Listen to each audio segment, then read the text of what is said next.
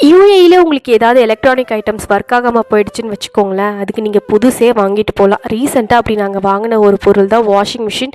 பழசு நல்லா தான் ஓடிட்டு இருந்தது. சடனாக ட்ரம் பார்த்தீங்கன்னா ஸ்ட்ரக் ஆகி நின்றுடுச்சு. இது ரிப்பேர் பண்ணுறதுக்கு எவ்வளோ ஆகும் அப்படின்னு கேட்டதுக்கு 450 500 AED ஆகும்னு சொன்னாங்க. இது என்னடா வம்பா போச்சு, சரி பேசாமல் புதுசே வாங்கிடலாம் அப்படின்னு சொல்லிட்டு நேராக புதுசு வாங்கிட்டு வந்தாச்சு. ஏன்னா அது வாங்கி ஒரு 6 வருஷத்துக்கு மேலே ஆயிடுச்சு. நம்ம அப்படியே ரிப்பேர் பண்ணி வச்சாலும் திரும்பவும் எப்போ ஸ்ட்ரக் ஆகும், திரும்ப எப்போ ஒரு 400 வாங்கலாம் ரெடியாக தான் இங்கே கண்டிப்பாக இருப்பாங்க. சரி நம்ம புதுசே வாங்கிடலாம் அப்படின்னு சொல்லிட்டு புதுசும் வாங்கியாச்சு.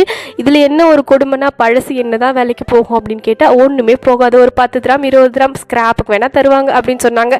சரி 10 கிராம் 20 கிராமா, சரி பரவாயில்ல நீங்கள் சும்மாவே எடுத்துகிட்டு போயிடுங்க அப்படின்னு சொல்லிட்டு கொண்டு போக சொல்லியாச்சு.